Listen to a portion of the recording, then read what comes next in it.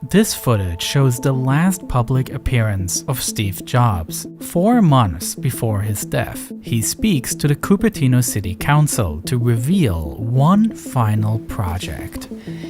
Apple's growing like a weed. And as you know, we've always been in Cupertino.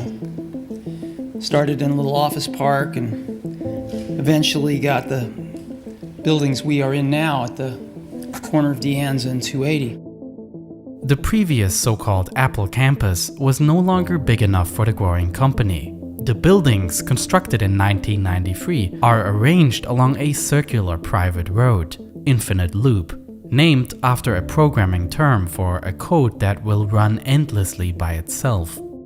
In order to cope with the growing number of employees, the company started acquiring more and more buildings in the area. Eventually, Apple was operating out of a chaotic mix of buildings that were originally developed entirely separately from one another and are by no means ideal for a coherent office headquarters.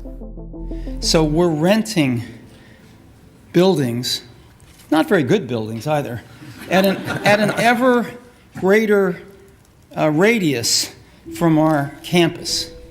And it's clear that we need to build a new campus.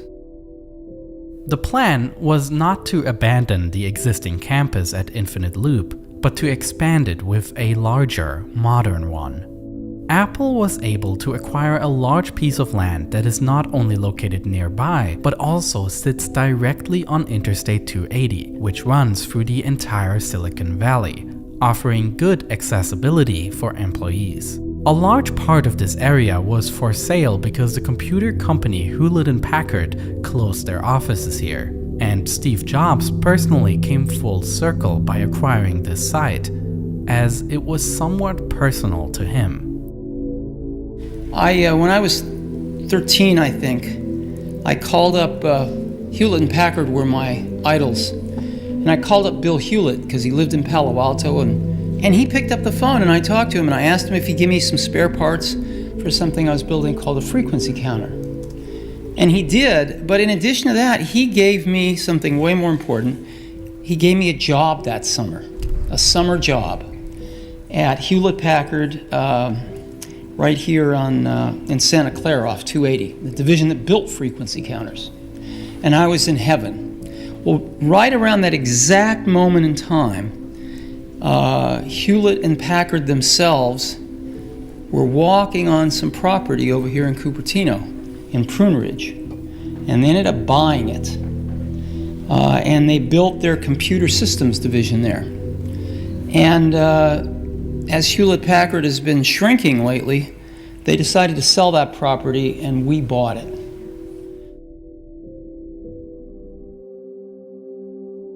Apple hired the design studio Foster & Partners by British architect Norman Foster, one of the most influential contemporary architects in the world.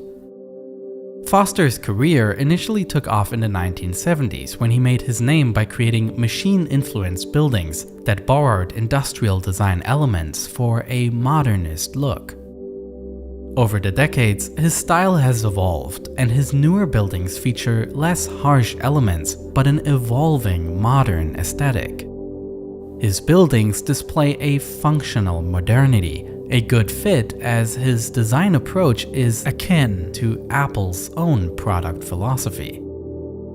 In designing the new Apple campus, Foster worked closely with Steve Jobs, who had a very personal vision for the project, and Johnny Ive, then Apple's chief design officer, who, having worked at Apple since the late 90s, was about as renowned in the field of product design as Foster was in the field of architecture.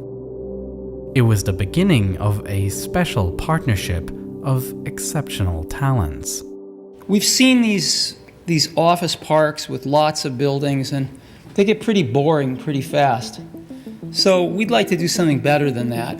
And the campus we'd like to build there is one building that holds 12,000 people.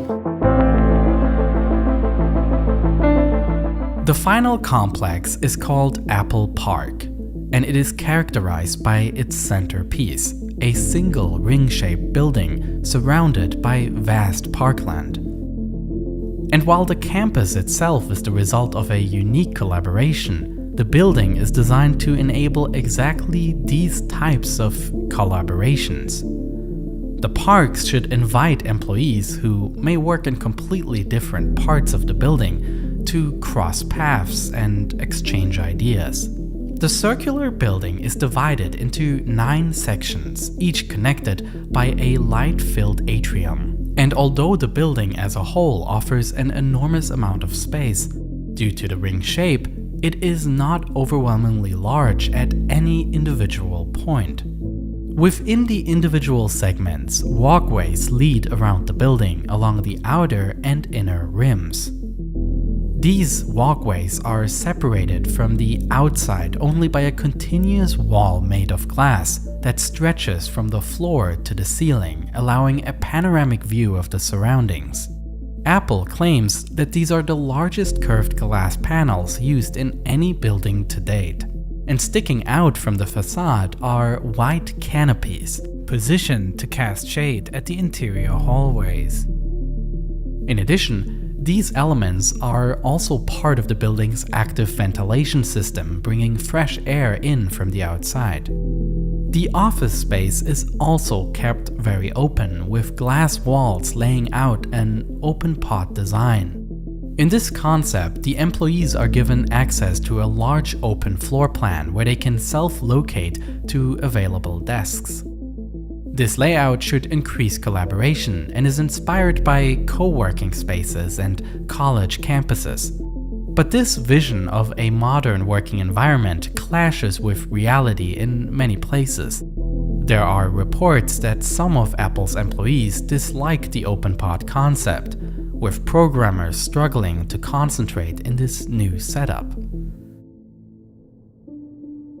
Another place where employees come together is the central cafeteria. It is a single lunchroom for the entire building.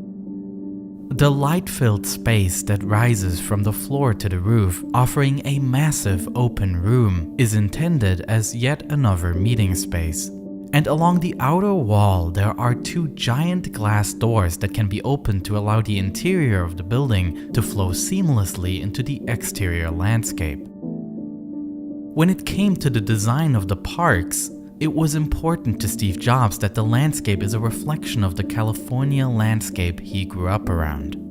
The new campus is not only close to the previous campus, but also not far from where everything started for Jobs. His childhood home, where he assembled the first Apple computers together with Steve Wozniak in 1976.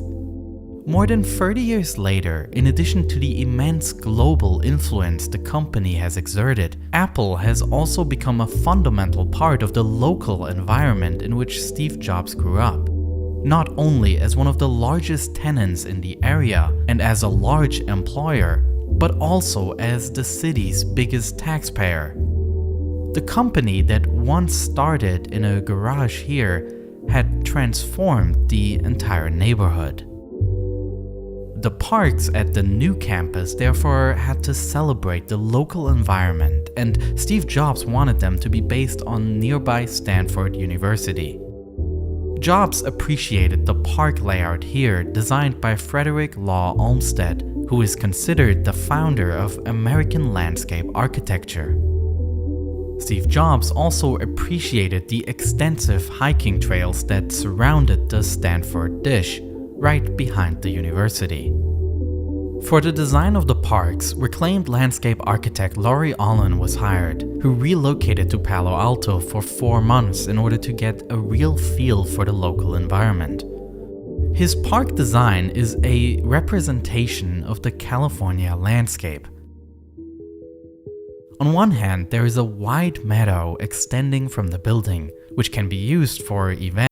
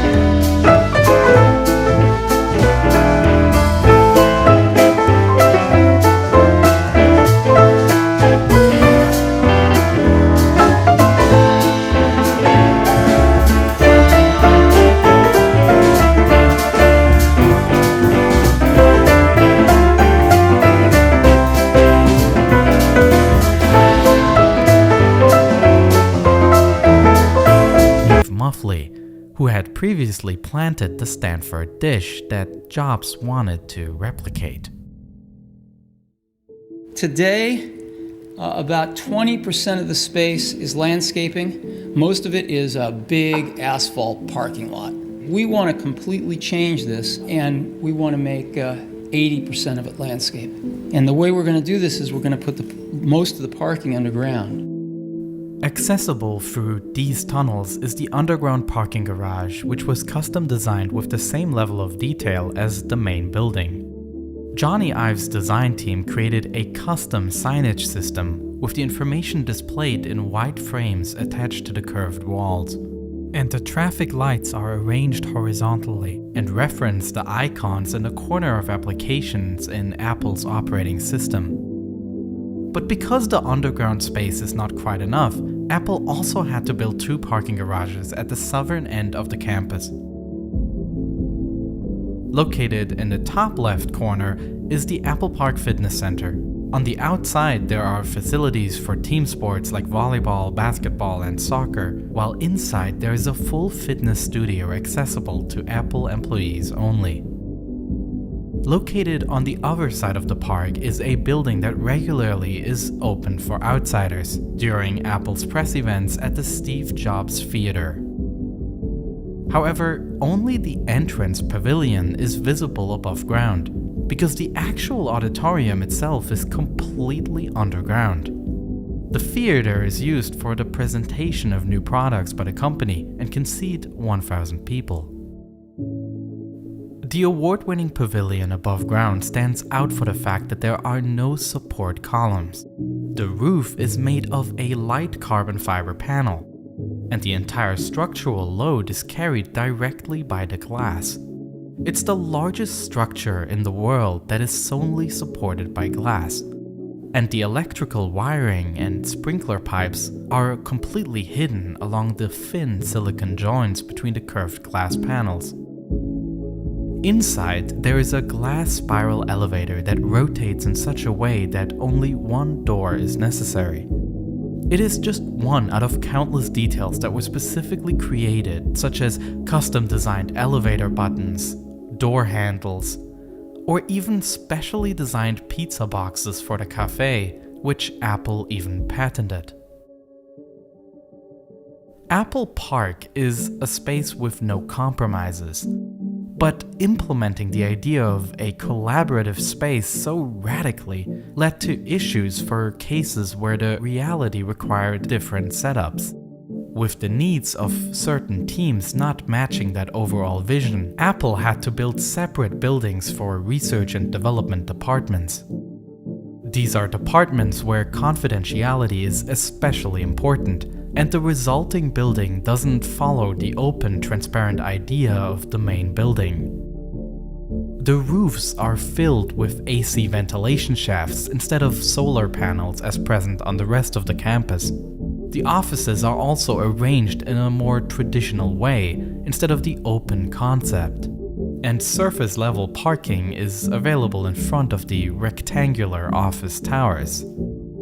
The magnificent round building is by no means sufficient for Apple, and instead of using the large space effectively, new buildings are built nearby with less ambitious design approaches. And it's pretty amazing building. It's a little like a spaceship landed.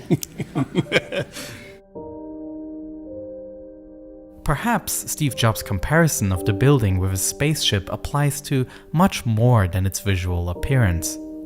Apple Park is an uncompromising attempt to create an isolated island that bears little relation to the life and troubles of the adjacent streets and communities.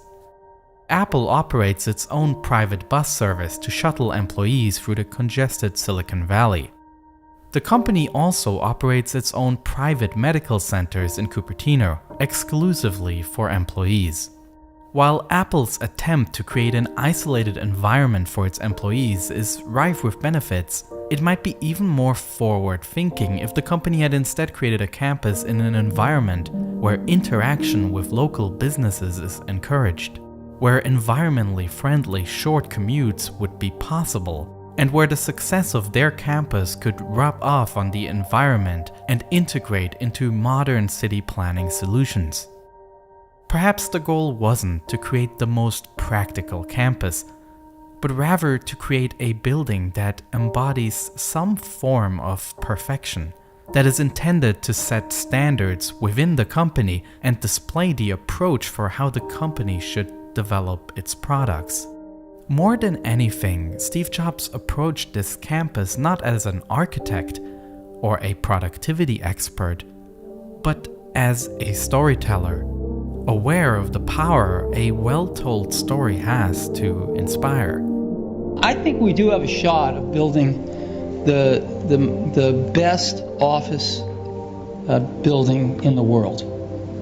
And I really do think architecture students will come here to see this. It shows that architecture can do many different things. And while this massive building is made to symbolize and nurture a specific design approach, in my next video I will look at a very, very different piece of real estate, as I will be exploring the Las Vegas Strip. Similar to this video, I have mapped out the area in 3D, and I will be exploring how 2 companies alone have secured control over a large part of the casino business in Las Vegas. The video will go live on YouTube in a couple of weeks, but you can already watch it right now on Nebula, where I'll be posting all my videos first. Now here's what's really exciting about this. Nebula is not some sponsor that reached out. It is a streaming service I am building together with other YouTubers and podcasters. And what started as a small passion project has turned into a massive success that allows us to create way more ambitious projects than we could on YouTube. The Nighthawk carried no defenses. I don't like the red. Why? I would get this in gray. What? I know. Special forces raided the compound. Russian soldiers began massing up on the border with Ukraine. If you sign up using my link on screen right now, you will get a $10 discount a year, which means it will cost you only $3.33 each month. That way, you will support the ambitious project that me and my friends have embarked on of building our very own streaming site. Thank you so much for watching.